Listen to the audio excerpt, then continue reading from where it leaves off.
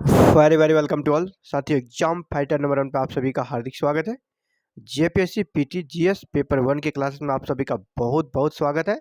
और हर दिन की तरह आज भी एक कह सकते हैं पेपर 1 के लिए 40 प्रश्नों के साथ आप सभी के सामने रेडी हूँ।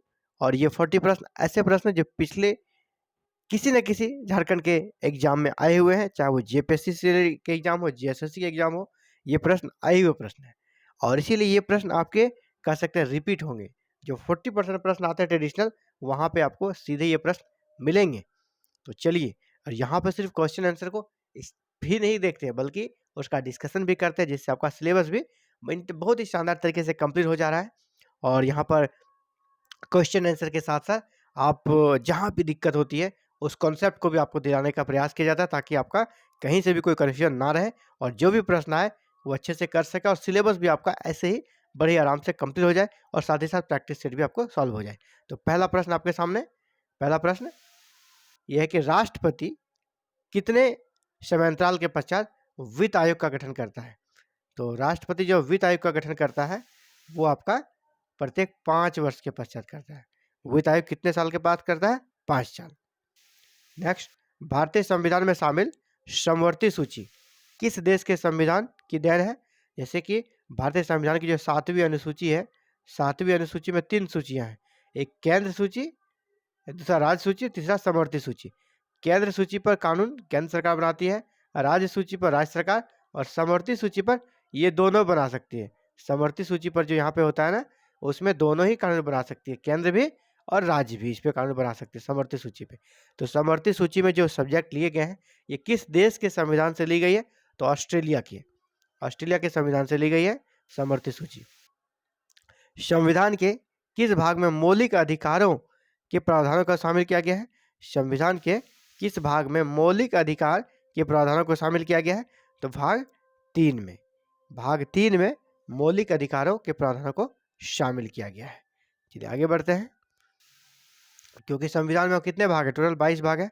उसमें जो भाग 3 है आपका, भाग 3 में हमारा मूल अधिकारों के बारे में वर्णन है, यही आपसे पूछा जा रहा है। संविधान में प्रेस की स्वतंत्रता का अलग से उल्लेख नहीं है। हमारे संविधान में प्रेस की स्वतंत्रता का अलग से उल्लेख नहीं है, प्रेस की स्वतंत्रता का, लेकिन यह किस अनुच्छेद में अंतर्निहित, यानी किस अनुच्छेद में यह कथकता शामिल है, और उसी के तहत ये प्रेस की आज़ादी की बात हम लोग करते हैं। तो आर्टिकल 19(1)(a) यानी अनुच्छेद 19(1) में जो हमारा स्वतंत्रता का अधिकार है, उसी में हमारा वाक एवं विचार अभिव्यक्ति की स्वतंत्रता अनुच्छेद 19(1) में है। इसी में प्रेस की स्वतंत्रता निहित है और इसी के माध्यम से प्रेस वाले काम करते हैं, इसी का उपयोग करते हैं, अपने इसी अधिकार का वो उपयोग करते हैं। नेक्स्ट, राज्यसभा तथा लोकसभा के संयुक्त अधिवेशन की अध्यक्षता कौन करता है? जब राज्यसभा और लोकसभा की संयुक्त बैठक होती है तो इसकी अध्यक्षता करते हैं लोकसभा अध्यक्ष, स्पीकर। संयुक्त संसदीय समिति के अध्यक्ष का मनोनयन, संयुक्त संसदीय समिति के अध्यक्ष का मनोनयन किसके द्वारा किया जाता है? तो लोकसभा अध्यक्ष के द्वारा किया जाता है। धन विधेयक के संबंध में राज्यसभा का किस प्रकार का अधिकार है? धन विधेयक जो है में लोकसभा का ज़्यादा अधिकार है, राज्यसभा का अधिकार यहाँ पर नगण्य है। राज्यसभा बस उसमें सिफारिश कर सकती है, लेकिन उसके सिफारिश को मानना लोकसभा पर बाध्यकारी नहीं होता है।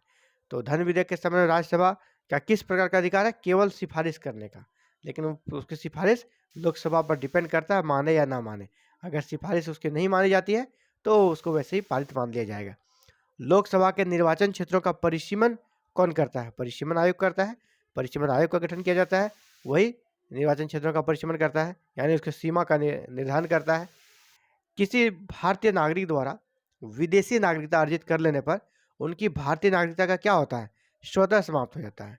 अगर आप किसी दूसरे देश की नागरिकता ले लेते हैं तो भारतीय नागरिकता आपका उसी दिन से समाप्त हो जाता है। संविधान सभा का गठन किस योजना के प्रस्तावों के अनुसार किया गया? संविधान सभा का गठन कैबिनेट मिशन योजना 1946 के तहत किया गया। कैबिनेट मिशन कब आया था? 1946 में, और इसी के तहत हमारे देश में संविधान सभा का गठन हुआ और इसी संविधान सभा ने देश के लिए संविधान का निर्माण किया। संविधान की उद्देशिका में प्रयुक्त गणतंत्र शब्द का क्या अर्थ है? गणतंत्र का अर्थ होता है कि जो हमारा राज्य का अध्यक्ष होंगे, राजाध्यक्ष होंगे, वो निर्वाचित होंगे। जैसे हमारे राज्य के राज्याध्यक्ष यानी देश के संवैधानिक अध्यक्ष कौन है? राष्ट्रपति। तो राष्ट्रपति यहाँ पर क्या होते हैं? निर्वाचित होते हैं, प्रत्येक 5 साल में निर्वाचित होते हैं। लेकिन ब्रिटेन जो है, ब्रिटेन गणतंत्र नहीं है। ब्रिटेन हमारा क्या है? बस वो लोकतंत्र है। लेकिन डेमोक्रेटिक जिसको कहते हैं कि डेमोक्रेटिक कंट्री है ये ब्रिटेन।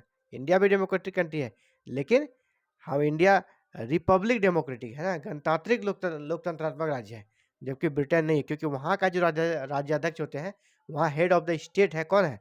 वहाँ के राजा और रानी, जो कि यहाँ के राष्ट्रपति, भारत के राष्ट्रपति के समतुल्य पद माना जाता है। वो वहाँ पर निर्वाचित नहीं होते हैं, बल्कि उसके बेटा है ना, जैसे प्रिंस है ना, अगला फिर प्रिंस बनते हैं, फिर उसके पोता बनते हैं। वंशानुगत है वहाँ पर। इसीलिए ब्रिटेन में गणतंत्र नहीं है, भारत में गणतंत्र है। क्यों है? क्योंकि यहाँ का जो हेड ऑफ द स्टेट है, राज्य के जो अध्यक्ष है, वह यहाँ पर प्रत्येक 5 साल पर निर्वाचित होते हैं। जबकि ब्रिटेन में ऐसा नहीं है। वहाँ के राजा रानी का वो पद बिल्कुल एकदम चला आ रहा है शुरू से ही, उन्हीं के खानदान से ही वो बनेंगे। संविधान की किस अनुसूची में अनुसूचित अनुसूचित जाति और जनजाति क्षेत्रों के प्रशासन के संबंध में प्रावधान किया गया है? संविधान के किस अनुच्छेद में अनुसूचित जाति और जनजाति क्षेत्रों के प्रशासन के संबंध में प्रावधान किया गया है? तो संविधान के 5वीं और 6ठी, जहाँ पे अनुसूचित जाति और जनजाति की आबादी ज़्यादा है, दूसरे लोग जाकर वहाँ शोषण नहीं करें और उनके एरिया पर जाके कब्जा ना करें। इन पहले होता था, उन्हें जहाँ की आज़ादी के पहले की जो स्थिति थी, उसको देखते हुए प्रोविज़न किया है कि अदर लोग जाकर उनके एरिया पर धावा ना बोले, उनके अधिकारों का हनन ना करें। इसलिए ऐसा कर दिया कि उनके एरिया पर कुछ रिस्ट्रिक्शन डाल दिया है ना, कुछ वहाँ पर रोक लगाई गई, बाहरी लोगों के लिए प्रतिबंधित किया गया है। तो ऐसा प्रावधान भारतीय संविधान की 5वीं और 6ठी अनुसूची में है। किस अनुसूची में? 5वीं और 6ठी। नेक्स्ट, सर्वप्रथम किस अधिनियम के द्वारा भारत के प्रांतों में आंशिक उत्तरदायी, सबसे पहली बार भारत के प्रांतों में आंशिक उत्तरदायी शासन की स्थापना की गई? सबसे पहली बार क्या था? 1919 के भारत शासन अधिनियम द्वारा। नेक्स्ट, भारत के शासनाध्यक्ष का संबोधन किसके लिए किया जाता है? प्रधानमंत्री के लिए। भारत के शासनाध्यक्ष का संबोधन किसके लिए होता है? प्रधानमंत्री के लिए, क्योंकि वही शासन के हेड होते हैं। विधान परिषदों में सर्वप्रथम किस अधिनियम के तहत भारतीयों को प्रतिनिधित्व दिया गया? विधानसभा यानी विधान परिषदों में पहली बार किस अधिनियम के तहत भारतीयों को भी प्रतिनिधित्व दिया गया? जब अंग्रेजों काल में शासन बहुत सारे कानून बन रहे थे, तो सबसे पहली बार 1909 के अधिनियम के तहत जो विधान परिषद थे, वहाँ पे भारतीयों को भी शामिल होने का मौका दिया था। 1909 के अधिनियम के तहत पहली बार।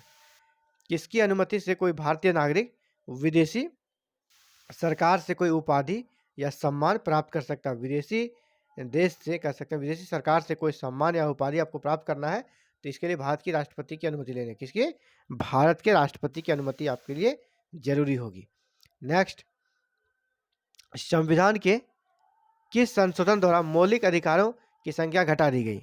मौलिक अधिकार पहले कितने थे? मूल अधिकार, फंडामेंटल राइट हमारे 7 थे, अब उसे घटाकर कितना कर दिया है? 6 कर दिया है। तो संपत्ति का जो मूल अधिकार था उसे हटा दिया गया है। तो ये 44वां संविधान संशोधन के माध्यम से किया गया है। कौन सा मूल अधिकार हटा दिया गया है? संपत्ति का अधिकार। संपत्ति का अधिकार हमारा 7वां मूल अधिकार था, जो फिलहाल अभी नहीं है। उन्हें ये 1978 में 44वां संविधान संशोधन के तहत इसे समाप्त कर दिया गया है। राजस्थान उच्च न्यायालय कहाँ स्थित है? सिंपल सा प्रश्न है। राजस्थान उच्च न्यायालय कहाँ है? जोधपुर में। भारत के प्रथम मुख्य चुनाव आयुक्त कौन थे? भारत के प्रथम मुख्य चुनाव आयुक्त कौन थे? सुकुमार सेन। ये प्रश्न ना जाने कितने ही एग्जाम्स में आए हैं। भारत के प्रथम मुख्य चुनाव आयुक्त सुकुमार सेन।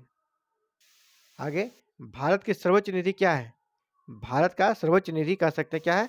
भारत का संविधान ही भारत की सर्वोच्च निधि है। भारत संविधान के अनुसार चलता है। लोक लेखा समिति में कितने सदस्य होते हैं? ये प्रश्न के बार बार रिपीट होता है, क्योंकि बहुत बार एग्जाम में आया हुआ है।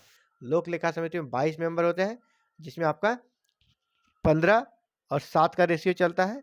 15 और 7 का, 15 आपका लोकसभा के मेंबर होते हैं और 7 यहाँ पर राज्यसभा के मेंबर होते हैं। तो ये भी याद रखिएगा, लोकसभा के मेंबर इसमें कितने होते हैं? तो 15, राज्यसभा के कितने होते हैं? 7। भारत के किस राज्य के लिए राज्यपाल शासन लागू करने का संवैधानिक प्रावधान है? भारत के किस राज्य के लिए राज्यपाल शासन लागू करने का संवैधानिक प्रावधान है? तो ये जम्मू कश्मीर के लिए था, हालांकि अब ये जब धारा 317 वहाँ पे समाप्त कर दी गई है, ये सारी व्यवस्थाएं भी अब खत्म हो गई है ना, ये सारी व्यवस्था खत्म हो गई है। भारतीय संविधान के किस भाग को संविधान की आत्मा कहा जाता है? संविधान की आत्मा, संविधान की प्रस्तावना को, भारतीय संविधान की प्रस्तावना को यानी उद्देशिका को संविधान की आत्मा कहा जाता है। नेक्स्ट, संविधान के अनुच्छेद 14 अनुच्छेद 14 में उल्लिखित शब्दावली विधि का समान संरक्षण, विधि का समान संरक्षण किस देश के संविधान से लिया गया है? ये अमेरिका के संविधान से लिया गया। मतलब आर्टिकल 14 जो है वो क्या है? विधि के समक्ष समान संरक्षण, ये अमेरिका के संविधान से ये कॉन्सेप्ट लिया गया है। आगे बढ़ते हैं। मौलिक अधिकारों की सुरक्षा हेतु न्यायालय कितने प्रकार के लेख जारी कर सकता है? मौलिक अधिकारों की सुरक्षा हेतु न्यायालय 5 प्रकार के रीट जारी करती है। कौन कौन से न्यायालय जारी करती है? या तो सुप्रीम कोर्ट या फिर हाई कोर्ट, 5 प्रकार के रीट जारी करती है। और ये आर्टिकल किसके तहत? आर्टिकल 32 के तहत, आर्टिकल 32 के तहत 5 प्रकार के रीट जारी करती है। समान न्याय और निःशुल्क विधि सहायता का प्रावधान किस अनुच्छेद में है? समान न्याय और निःशुल्क विधि सहायता का प्रावधान संविधान के किस अनुच्छेद में है? ये अनुच्छेद 39A में है। समान न्याय, सबको न्याय समान मिले, और निःशुल्क विधि सहायता सबको मिले, ऐसा प्रावधान जो हमारा है आर्टिकल 39A में कहा गया है। नेक्स्ट, 42वें संविधान संशोधन द्वारा संविधान के किस अनुच्छेद में मौलिक कर्तव्यों को जोड़ा गया है? 42वें संविधान संशोधन कब हुआ था? 1976 में। इसमें स्वर्ण सिंह समिति की सिफारिश पर मूल कर्तव्यों को ऐड किया गया है। मूल कर्तव्य कितने हैं? 11। ये जो 11 मूल कर्तव्य है, इसको भारत के संविधान के किस अनुच्छेद में के तहत इसको ऐड किया गया है? तो अनुच्छेद 51A के तहत, अनुच्छेद 51 में अनुच्छेद 51A क्लाउज जोड़कर इन सारे 11 को इसमें जोड़ दिया गया है। यानी मूल कर्तव्यों का प्रावधान किस अनुच्छेद में है? अनुच्छेद 51A में या 51 क में। संविधान के संरक्षक के रूप में सर्वोच्च न्यायालय, सर्वोच्च न्यायालय का अधिकार किस देश के संविधान से लिया गया है? अमेरिका। यानी सर्वोच्च न्यायालय का जो प्रावधान है ये किस देश के संविधान से लिया गया है? तो अमेरिका से। आपसे ये भी पूछा जाएगा भारतीय संविधान का रक्षक या संरक्षक कौन है? तो सुप्रीम कोर्ट, आपका सर्वोच्च न्यायालय। नेक्स्ट, संविधान का कौन सा अनुच्छेद राज्य सरकारों को ग्राम पंचायतों को संगठित करने का निर्देश देता है? संविधान का कौन सा अनुच्छेद राज्य सरकारों को ग्राम पंचायतों को संगठित करने का निर्देश देता है? तो अनुच्छेद 40। यानी ग्राम पंचायतों के बारे में प्रावधान जो है वो आर्टिकल 40 में है, जो कि राज्य के नीति निर्देशक तत्वों का एक भाग है, उसी के अंतर्गत ये आता है। और इसी के तहत भारत में अभी कह सकते 73वां संविधान संशोधन करके आपका पंचायतों को संवैधानिक दर्जा दिया गया है। तो इसी आर्टिकल का उपयोग किया गया, आर्टिकल 40 का। आर्टिकल 40 में राज्य सरकारों को ग्राम पंचायतों को संगठित करने का निर्देश दिया गया है, जो हमारे राज्य के नीति के निर्देशक तत्वों का ही एक पार्ट है ये। चलिए आगे बढ़ते हैं। पंचायती राज किसकी सूची में है? पंचायती राज व्यवस्था जो है राज्य सूची में है ना, ये राज्य सूची के है, यानी इस पर कानून राज्य सरकार को बनाने का अधिकार है। मूल कर्तव्यों को संविधान में किस वर्ष अंतर्स्थापित किया गया? पहले हमारा जो मूल कर्तव्य था, हमारे जो मूल संविधान था उसमें शामिल नहीं था। इसे 42वां संविधान संशोधन के तहत इसे शामिल किया गया है। तो कब किया गया? 1976 में किया गया है, 1976 में। एक कल्याणकारी राज्य के आदर्श कहाँ वर्णित है? भारत एक कल्याणकारी राज्य होगा, ऐसा आदर्श हमें राज्य के नीति निर्देशक तत्वों को पढ़ने के बाद पता चलता है। उसमें जो प्रोविजंस है, इससे ये पता चलता है भारत एक कैसा राज्य होगा? कल्याणकारी राज्य होगा। भारत के आधारभूत उद्देश्यों तथा लक्ष्यों का संविधान के किस भाग में वर्णन है? भारत का क्या उद्देश्य होगा और यहाँ पर क्या भारत के लक्ष्य होंगे, इन सब को अगर आप जानना है तो भारत की प्रस्तावना में इनकी बातें निहित है। क्योंकि वहाँ देखिए हर एक पूरे भारतीय संविधान का कह सकते संक्षिप्त रूप है हमारा प्रस्तावना। इसलिए भारतीय संविधान को इसे आत्मा कहा जाता है। इससे भारत के संविधान के उद्देश्य और क्या क्या लक्ष्य है ये सारी वहीं पे निहित है। तो संविधान की प्रस्तावना में भारतीयों को सत्ता में हस्तांतरण का उल्लेख सर्वप्रथम कब किया गया? कि भारतीयों को सत्ता का हस्तांतरण कर देना है, यानी भारत को आज़ादी दे देनी है। इसकी सबसे पहली बार झलक आपको देखने को मिलती है क्रिप्स प्रस्ताव 1942 में।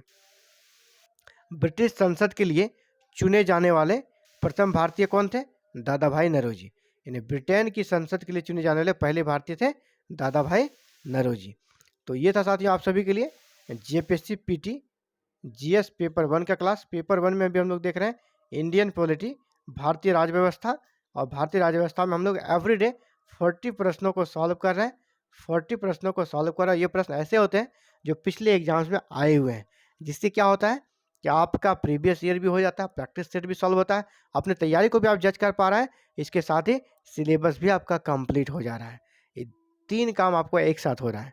तो ये था साथियों important classes. Thank you very very much for watching this video और connecting to exam fighter number 1। आप भी चाहते हैं जेपीएससी पेपर 1 एंड पेपर 2 की कंप्लीट तैयारी करें, तो हमारे साथ जुड़कर प्रिपरेशन कर सकते हैं, क्योंकि यहाँ एवरी मॉर्निंग आपको क्लासेस अपलोड कर दी जाती है और आप बिल्कुल निःशुल्क अपना प्रिपरेशन कर सकते हैं। Thank you very very much for watching this video and connecting to exam fighter number 1।